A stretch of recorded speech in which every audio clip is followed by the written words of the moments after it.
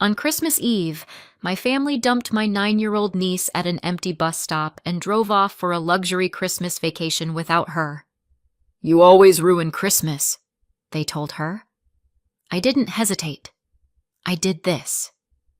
6 months later, they got a letter and their lives started to unravel. If you'd asked me an hour earlier what I was doing on Christmas Eve, I would have said something boring and normal. Matching pajamas, a cookie sheet cooling on the counter, my husband Michael pretending he wasn't excited about the annual tradition of eating dinner straight off paper plates because it's Christmas and I'm not doing dishes. Then my phone rang. Unknown number. I almost didn't pick up. Unknown numbers are either scams or people trying to talk to you about your car's extended warranty. I don't even have a car worth extending. I answered anyway, because Christmas Eve makes you stupidly optimistic, like maybe this time the universe is calling to say, "Surprise, you're getting a break." "Hello?" There was a hitch of breath on the other end, a small sound, like someone trying not to cry and failing at it. "Aunt Anna?" My stomach dropped so fast it felt like I'd swallowed the floor. "Sophie?" I said, already standing, already walking toward the living room window like I could see her through it. "Sophie, honey, where are you?" She was my niece, 9 years old. The kid who always hugged too hard and said sorry when you handed her a glass of water, like existing was something she owed you for. She sniffed. I'm at a bus stop." "A bus stop?" My voice came out too loud. Michael looked up from the couch, remote frozen in his hand. "What bus stop?" "I don't know. It's dark. There's a sign. I'm trying to read it." I forced my breath to work. "Okay, slow down. Tell me what happened." There was a pause, and then the words came out in a rush, like if she didn't say them fast enough, they'd disappear. "Mom dropped me here."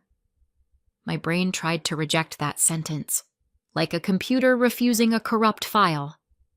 "Kayla dropped you where?" I said. Kayla, my younger sister, was the kind of person who could turn any situation into a performance. Tears on cue. Smiles like a weapon. Her favorite role was the misunderstood mom who deserves more help. "At the bus stop," Sophie whispered, like I was the one being slow. "They said I have to take the bus home." "Who's they?" "All of them," she said, and her voice cracked. "Mom, Brendan, Grandma and Grandpa, Harper and Liam." My parents. Kayla's husband, Brendan, Sophie's stepdad, and Kayla's 2 younger kids, Harper and Liam, who got treated like the second coming of baby Jesus, even when they were pulling ornaments off the tree and licking them.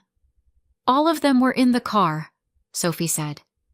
They were laughing." The room got too quiet around me, like the air had been sucked out and replaced with static. "Sophie," I said carefully, "why are you at a bus stop?" She took a shaky breath. "They said I always ruin Christmas." My hand tightened around my phone. "What?" "They said I always ruin Christmas for everyone," she repeated, and the way she said it, like she was trying to accept it as fact, made something hot and sharp rise up behind my ribs. "Mom said I ruined it, and they told me to take the bus home and spend Christmas alone." I blinked hard. "Alone?"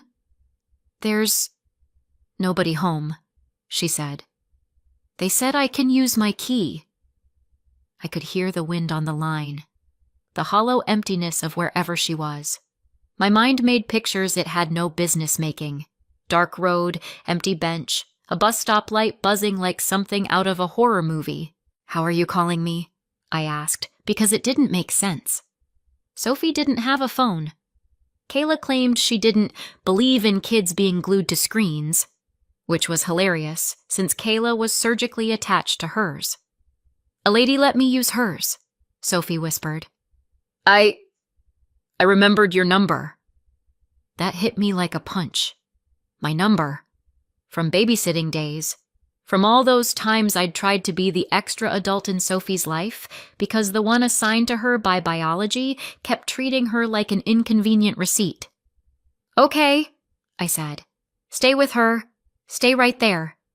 Do you see a store? A building? Anything?" There's nothing," she said. "Just a road, and a sign, and a bench." "Read me the sign." She sniffed and mumbled, then tried again. "It says Pine something. Pine Ridge?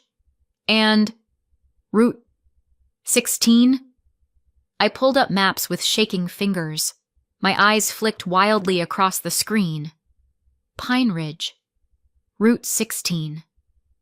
My phone offered me 3 Pine Ridges, and none of them were places you wanted a 9-year-old waiting alone. "Sophie," I said, trying to keep my voice from snapping in half.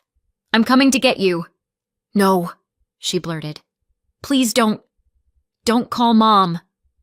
I started, but she cut me off, fear spilling out. "She'll be mad. She'll be really mad. She told me not to. She told me to go home and—" Her voice got small again. "She said I ruin everything." I closed my eyes. There it was, the thing that had been hovering at the edge of my awareness for years. Not a bruise, not a dramatic headline, just a kid who believed she was the reason holidays went bad. "Listen to me," I said, and I didn't care that Michael was watching, that my voice had gone low and dangerous. "You didn't ruin anything. Do you hear me?" There was a pause. "Okay," Sophie whispered, but it sounded like she didn't believe me. "Put the lady on," I said gently. "Can I talk to her?" A muffled movement. A new voice. Adult. Female. Wary. "Hello?" "Hi," I said, forcing myself into calm. "My name is Anna. I'm Sophie's aunt. Thank you for letting her use your phone. Where exactly are you?" The woman hesitated. "We're at the stop near Pine Ridge. There's no one out here. I was driving by and saw her sitting there crying. I didn't want to leave her." My throat tightened. "You did the right thing. Can you stay with her for a few more minutes? I'm coming right now." "I can," she said, voice firm now. "I'm not leaving her." "Thank you," I breathed. "Thank you so much." I took the phone back to Sophie. "I'm on my way," I told her. "Stay with her. I'll be there as fast as I can." "Aunt Anna?" "Yeah, honey." Am I bad?" she whispered. I swallowed hard. "No," I said. "You're not." And then I hung up, because if I stayed on the line any longer, I was going to say something that would make Michael snatch my keys out of my hand and ground me like a teenager. Michael was already standing.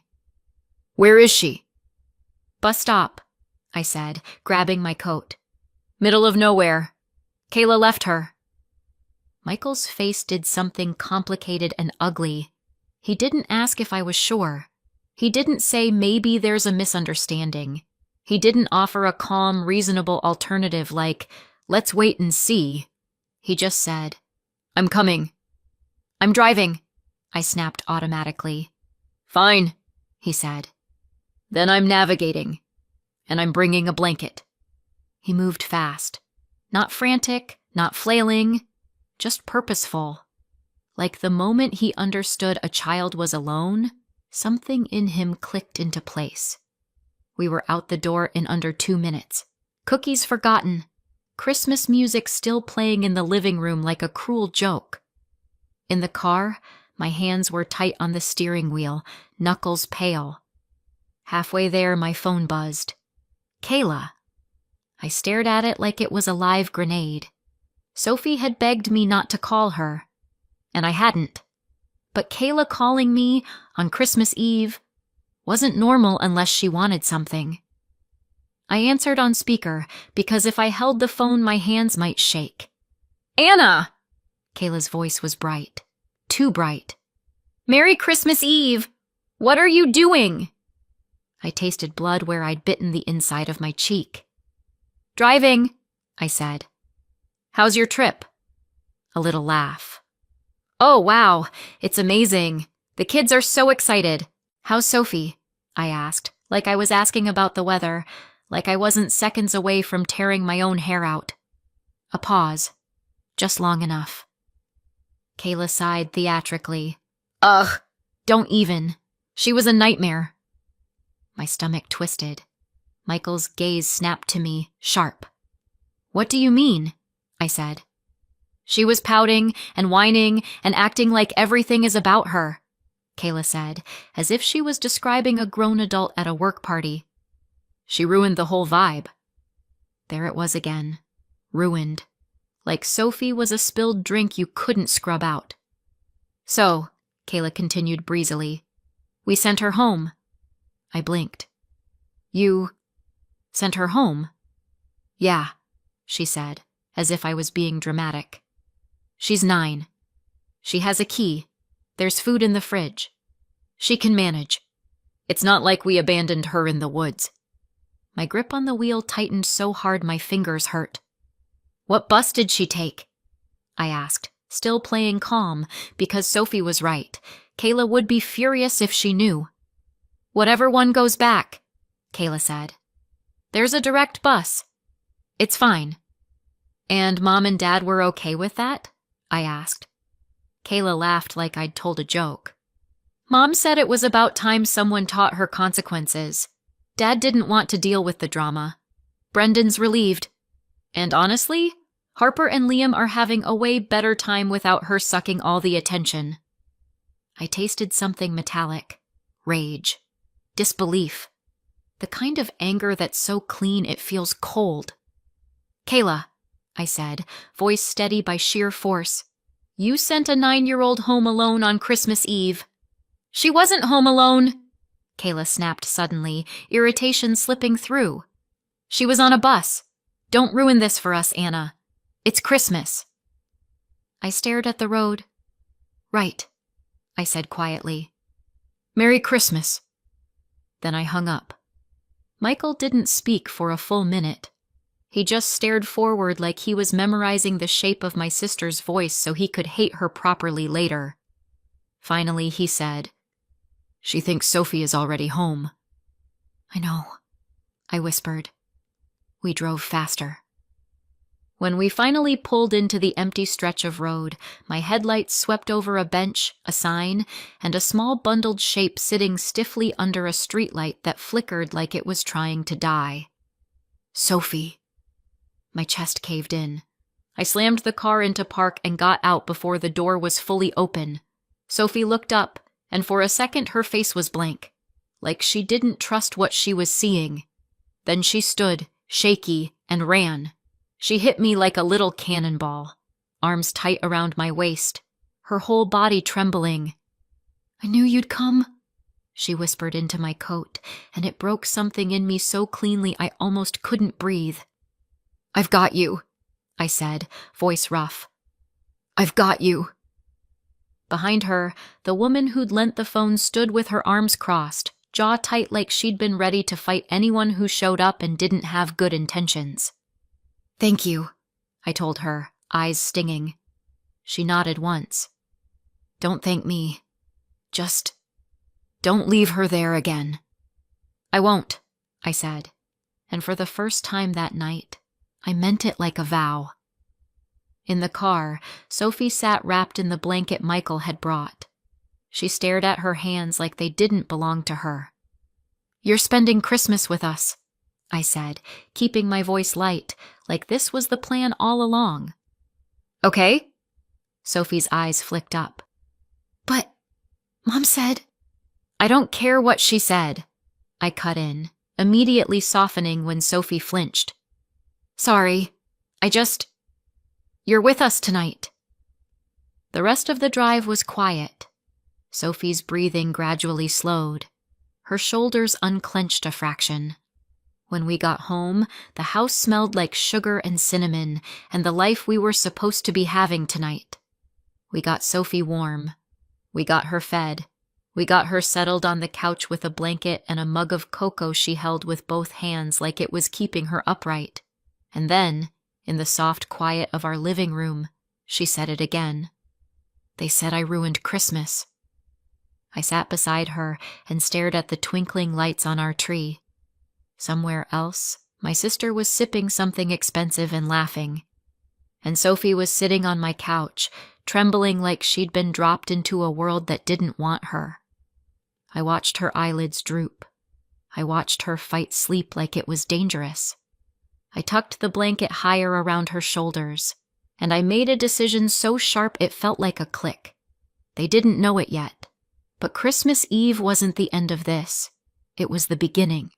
Favoritism doesn't always look like a villain twirling a mustache and cackling over a cauldron of child neglect. Sometimes it looks like a family photo where you're always the one told to move to the side so the little ones can be in the middle. Sometimes it's a birthday cake with candles you blow out alone because your sister is too tired, but somehow has enough energy to open her presents first. Sometimes it's being 13 and standing in the hallway in socks while your parents take your younger sister out for ice cream because it's more for younger kids. Kayla was 3 years younger than me, and she learned early that the world bent for her if she made the right face. My parents weren't monsters. They didn't hit me. They didn't lock me in a closet. They did something worse in a quieter way. They made me feel like I was optional. Kayla was the favorite, not in a subtle way either, in a way that felt like a running joke everyone understood except me. I tried for years to earn what she got for free. Good grades, perfect chores, being easy, being grateful, being invisible. It didn't matter. Eventually, I stopped trying. Not because it didn't hurt, but because hope is expensive, and I was tired of paying for it. When we were older, I thought that would be the end of it. Like favoritism was a childhood disease you grew out of. Then Kayla got pregnant. She was barely out of high school, still living at home. I was in university and living there too, because tuition had a way of eating every dollar you thought you had. Kayla didn't want the baby. She said it openly, like it was the weather. By the time she realized she couldn't undo it, resentment had already set up camp behind her eyes. Sophie arrived, small and pink and demanding, like babies are. Kayla held her for pictures, and then handed her off like a purse she didn't want to carry. My parents were still working. Kayla was still Kayla. So the baby ended up with me. At first it was, "Can you watch her for an hour? I just need a nap." Then it was, "Can you take her? I have plans." Then it was, "You're good with her. She likes you." I was the one who warmed bottles, the one who paced the living room at 2 a.m., the one who learned Sophie's cries like a language. I told myself it was temporary, that Kayla would mature, that motherhood would click. It didn't. Even when I moved out, job, tiny apartment, my own dishes to not wash, Kayla's expectations followed me like a shadow. "Can you take her after work? Can you keep her on Saturday? Brendan and I need a date night." Brendan came later. A new man, a new last name, and a fresh reason for Kayla to pretend everything was fine. When she married Brendan, I really believed things would get better. Marriage is supposed to make people more responsible, right? I was adorable.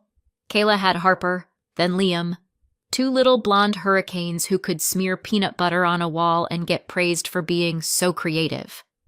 Sophie, Kayla's first, became inconvenient. Not abused in a way that left bruises. Neglected in a way that left empty spaces. It showed up in small things I couldn't unsee, like Sophie sitting at the kitchen table while Kayla braided Harper's hair with glittery bows, like Liam getting a whole birthday party theme and Sophie getting told, "We did cake at Grandma's, remember?" Even though Sophie had been at my house that day, like Kayla and Brendan loading Harper and Liam into the car for a family outing and saying, "This is more for younger kids." while Sophie stood by the door, shoes already on. "You can stay with Aunt Anna," Kayla would say, like she was doing Sophie a favor. And Sophie would come to me without complaint, like she'd already learned not to ask why. Brendan liked to act like he deserved a medal for marrying someone who already had a child. He'd say things like, "I stepped up," and "not every man would do this," as if Sophie was a stray dog he'd adopted for good karma. And Kayla ate it up. I never heard Brendan call Sophie my daughter. Not once. I heard him call her Kayla's kid plenty. Sophie, meanwhile, called me for everything. For scraped knees, for nightmares, for spelling homework, for the kind of comfort you seek from the adult you trust. I didn't tell her bad things about her mom. I didn't have to. Kids aren't stupid. They know who shows up. 6 months before Christmas Eve, everything shifted. It was a family dinner, one of those sticky sweet nights where everyone pretends they're fine because there's pie and witnesses. Some relatives were visiting, the kind Kayla performed for. Sophie was quiet all evening. Not peaceful quiet. Held-in quiet. Kayla was in full show-off mode, talking about the kids and how blessed she was, like motherhood was a hobby she'd mastered. Someone made a comment, something harmless like, "You're such a great mom." Kayla beamed, and Sophie, small voice, big truth, said from her seat, clear enough for everyone to hear, "I wish Aunt Anna was my mom." The table went dead. Kayla's smile froze in place. Brendan's face tightened. My mom's fork paused midair like it forgot what it was doing. Kayla let out a laugh that was way too loud. "Sophie, don't be silly." Sophie didn't laugh. She just looked down at her hands and said, even quieter, "I want to live with her." Kayla's glass hit the table with a sharp click. Later, after the relatives left and Sophie had been hustled out of the room, Kayla cornered me in the kitchen. "What did you tell her?" she hissed. "Nothing," I said, because it was the truth. "Kayla, she said that because you're in her head," Kayla snapped, cheeks hot with humiliation. "You've been filling her with lies." "I haven't." "You're not seeing her anymore," she said, that brittle, responsible mother tone sliding into place. "No more babysitting, no more special time, no more whatever this is." I stared at her. "Kayla, she loves me." Kayla's mouth twisted. "She embarrassed me in front of everyone." There it was. Not concern for Sophie, not heartbreak, embarrassment. After that, I saw Sophie only at family gatherings, holiday dinners, birthdays, anything Kayla couldn't avoid without people asking questions. Sophie would still run to me, arms flung wide, desperate like she was trying to store me up for later. Kayla hated it. I could see it in the way her jaw tensed, in how she'd call Sophie over with a sharp, "Sophie, come here!" And because I wasn't allowed to babysit anymore, the solution Kayla landed on was, predictably, convenient for Kayla. She started leaving Sophie home alone. "She's 9, Kayla would say, like that was a magic shield against being a bad parent. "She's fine. She has food. She can entertain herself." Meanwhile, Kayla and Brendan would take Harper and Liam out for kid stuff. Museums, holiday light shows, gingerbread houses at fancy places where you paid $12 for hot chocolate. Sophie stayed home, left out of her own family, watching the clock, waiting for footsteps that didn't come. I saw it happening. I hated it, and I didn't know what to do that wouldn't make it worse. There were no bruises, no broken bones, no obvious headline, just a child being quietly taught she didn't belong. So I waited, hoped, told myself, surely Kayla will grow up. Surely Mom and Dad will notice. Surely someone will stop this. Christmas Eve proved how wrong I was, because leaving a 9-year-old home alone was one kind of abandonment. Dumping her at an empty bus stop in the middle of nowhere, that was something else. And the thing about patterns is, When people keep getting away with them, they escalate. Kayla thought I'd step aside like I always had. She had no idea what I was about to do. Sophie fell asleep on our couch with her fists clenched in the blanket. Michael sat across from her, quietly furious. I stood in the kitchen with my phone in my hand, replaying Sophie's voice. I always ruin Christmas. And Kayla's... It's not like we abandoned her in the woods. When Sophie woke up, she looked around like she didn't trust the room. Then she saw me, and her shoulders dropped. "Aunt Anna?" "I'm here," I said. She swallowed. Can I live here?" I opened my mouth, and nothing came out. Because "I want you to" isn't a legal plan. Sophie's eyes filled. "I don't want to go back," she said quickly, like she was racing against someone taking the words away. "Ever." I stepped into the kitchen and lowered my voice. "I'm not sending her back." Michael didn't argue. He just said, "Tell me what you need." I swallowed. "A plan." I picked up my phone and stared at the name I hadn't called in months. Ms. Reed. Not my attorney, technically. Not yet. A lawyer friend I trusted, the kind of person who didn't sugarcoat reality and didn't panic when other people panicked. It rang twice. "Anna?" Ms. Reed answered, voice brisk. "Is everything okay?" "No," I said. "I need 10 minutes of your brain on Christmas Eve." A pause. Then, "Okay, talk." So I did. I told her about the call, the bus stop, the line Kayla used, the fact that Sophie didn't have a phone, the fact she was supposed to take a bus home alone. Ms. Reed didn't gasp. She didn't say, "Are you sure?" like I was making it up for attention. She said, "Do you know if buses were even running?" I froze. Check," she said.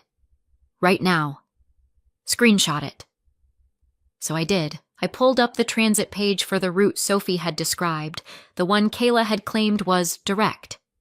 And there it was, in cheerful holiday font. No service. Christmas Eve. Evening. My stomach turned over. There hadn't been a bus. Not at that time.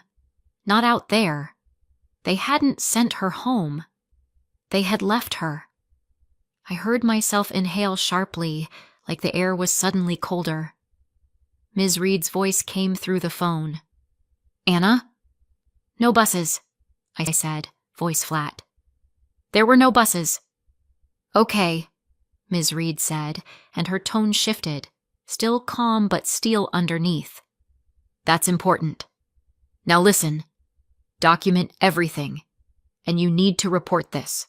Police and CPS." My heart pounded. "Tonight?" "Tonight," she confirmed. "And Anna, do not get pulled into a family fight. Keep your communication clean. Stick to facts. Let the system do its job." I stared at Sophie again. She was rubbing her eyes, small and exhausted.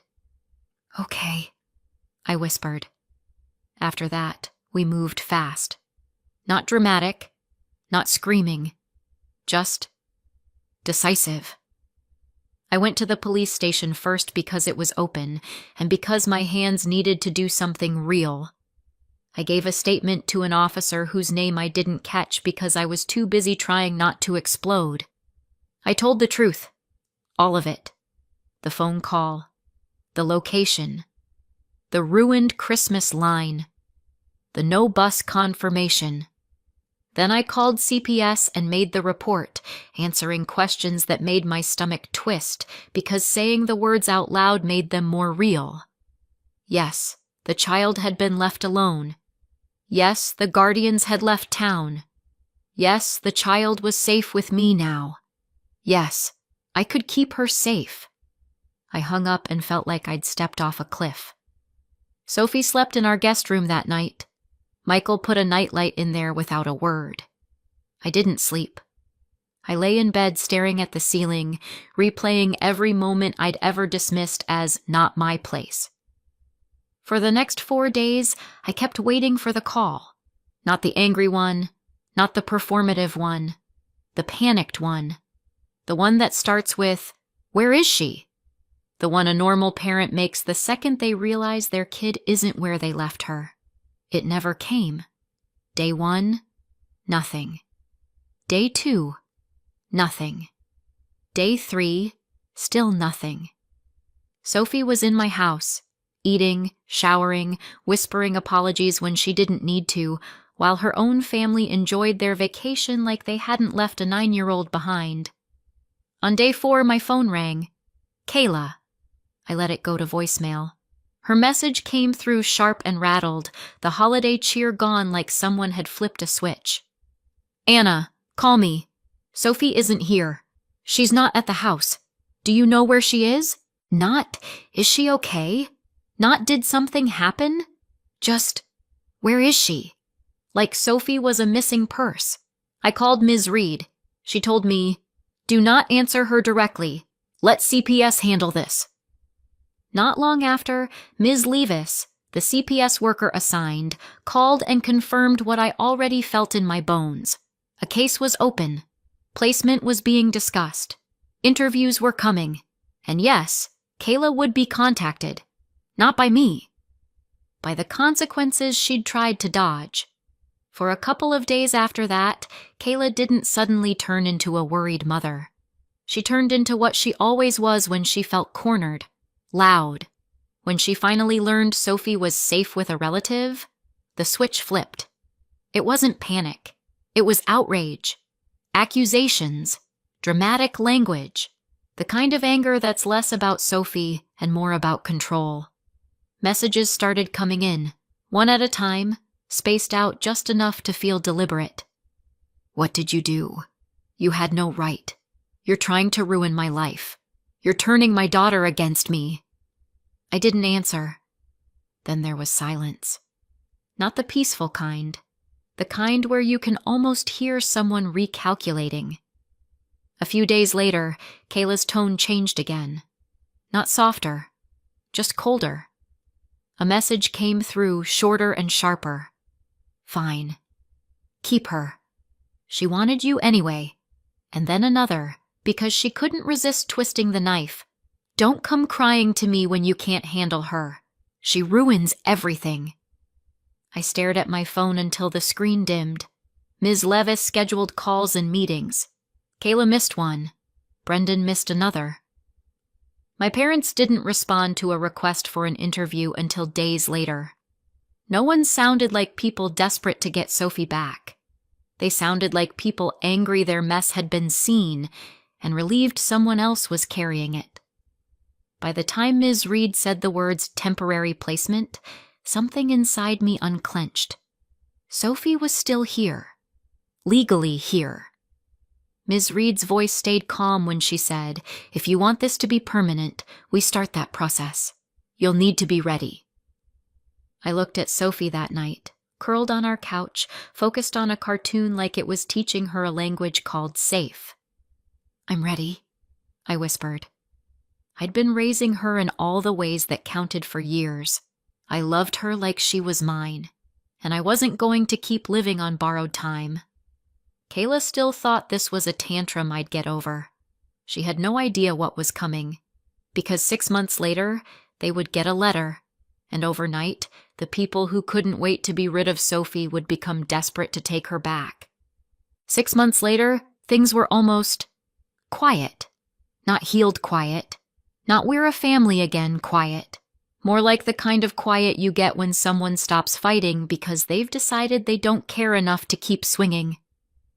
Kayla missed calls. Brendan didn't show up to half the meetings. My parents stayed conveniently vague. Paperwork moved forward without drama, which, if you've met my family, felt suspiciously close to a miracle. I started letting myself think it. Soon, she'll be mine on paper too. Then Ms. Reed called me and said, Anna, come to my office, today. No greeting, no joke. Just that tone lawyers use when they don't want you to panic until you're sitting down. By the time I got there, my stomach had already decided we were in trouble. Ms. Reed didn't waste time. She shut the door, handed me a copy of a letter, and said, "Your sister and your parents received this." I looked down. Estate attorney letterhead, formal wording. The kind of envelope that doesn't show up unless someone died or something expensive changed hands. Ms. Reed tapped one paragraph with her pen. "Read that." I read it once, then again, because my brain didn't want the words to mean what they meant.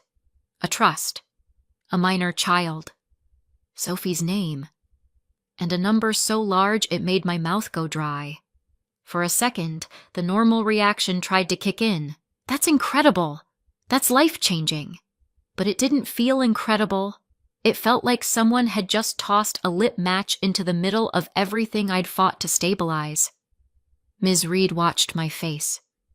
"Yes," she said quietly. "It's real." I didn't even hear my own voice when I asked, "They know?" "They were notified," she said. "Which means—" She paused, just long enough for the dread to fully bloom. This may be the moment they suddenly decide they want Sophie back. And that's when I understood why the last few months had been so easy. They weren't done. They were just waiting for a reason. The next afternoon, Ms. Reed called. No greeting, no warm-up. "They retained counsel," she said. My throat went dry. "Kayla?" "Kayla. And Brendan." "What are they asking for?" I said, even though I already knew. Ms. Reed exhaled. "Immediate reunification. They're claiming you manipulated Sophie. They want her returned." I let out a laugh that wasn't humor so much as disbelief escaping my body. "Returned," I echoed. "Like a package." "Yes," Ms. Reed said. "Like that." 2 days later, a letter arrived at my house. Clean letterhead, clean language, dirty intentions. I read it once, then again. Then I set it down very carefully, like paper could bite. Sophie didn't need to see the letter to know something shifted. She looked up from the kitchen table, saw my face, and went still. "Are they coming?" she whispered. I crouched beside her chair. "You're safe," I said. "Okay," she nodded like she wanted to believe me, like belief was something she had to practice. That night, Kayla finally texted me. Not, "How is Sophie?" Not, "I'm sorry." A performance. "You stole my daughter. You poisoned her against me. I want her home." I didn't reply. If I replied, I'd say what I really thought, and Ms. Reed would have to bill me for arson. The next day, another message. "We'll see you in court." And then my mom left one voicemail, and it sounded like she'd rehearsed it. "Anna, this has gone too far. Sophie belongs with her family." I listened to it twice, waiting for the part where my mother remembered Sophie was a child. It didn't come. Ms. Reed moved like a machine after that. She printed everything. Screenshots, reports, notes, missed meetings. She stacked Kayla's words in neat rows where no one could pretend they were misunderstandings. "Fine. Keep her. She wanted you anyway. Don't come crying when you can't handle her. She ruins everything." Ms. Reed tapped the papers. "This is why I told you to keep receipts." My hands were cold. "What if the judge believes her?" Ms. Reed didn't blink. "Kayla wrote her motive down. She just didn't realize she was doing it." On the day we went in, Sophie stayed home. I didn't want her sitting in a room where adults argued about her like she was property. She'd had enough of that for a lifetime. Before I left, she grabbed my sleeve. "Do I have to go back?" she asked, so quiet it barely counted as a voice. I crouched and looked her in the eyes. "No," I said. "Not if I can stop it." That was the whole point. The hearing wasn't a movie. No speeches, no gasps. Just Kayla in her best, concerned mother costume. Brendan acting like he'd always cared. My parents looking wounded, and Ms. Reed, calm and relentless, letting Kayla's own messages do the damage. Kayla tried to paint me as obsessive. Ms. Reed slid forward the screenshot where Kayla told me to keep Sophie. Kayla tried to claim she'd always been involved. Ms. Reed pointed to the no-shows, the missed calls, the 4-day silence where nobody even noticed Sophie was gone. Kayla's face tightened when she realized the story wasn't, "My sister stole my child." It was, "I didn't want her until she became valuable." The decision came later, on paper. An envelope, a court order, dry words that changed everything anyway. Ms. Reed called me first. "Anna," she said, voice softer than usual. "It's done." When I got home, Sophie was in the hallway watching my face like it was the only answer that mattered. I didn't make her wait. I knelt down and nodded. Her breath hitched. She didn't smile. Not right away, like she didn't trust happiness to stay. Then she threw her arms around my neck and sobbed like her body had been holding its breath for 9 years. "I'm staying?" she choked. "You're staying," I said into her hair. "You're home." And all I could think was, so this is what it looks like when people try to buy back what they threw away. Too late. A year later, the house is still the same on the outside. Inside, it isn't. Sophie has her own room now, hers, not for now. The adoption is final. The court order is final. And no, Kayla doesn't get visitation. Brendan doesn't either. Neither do my parents. Sophie made her position clear, repeatedly, and for once, the adults in charge listened. Then the trust paperwork landed. From the estate of Sophie's biological father's mother, a woman Sophie had never even met. Not a rumor. Not a nice little inheritance. $1,100,000. It's locked in a trust for Sophie, and I'm the trustee. So no, we didn't blow it on a new car or a bigger house. It goes where it's supposed to go. Therapy, school, stability, medical care. Everything Sophie should have had without needing a court order to get it. As for Kayla, I cut them off completely. Blocked numbers, filtered emails. No contact. I heard through relatives that the story got out and it got ugly for them. Turns out abandoning a kid on Christmas Eve doesn't come with great social reviews. Sophie's safe. She's steady. She's finally living in a home where love isn't something you earn by being small and silent. So tell me, did I go too far? Or not far enough? Leave a comment. And if you want more stories like this, hit subscribe.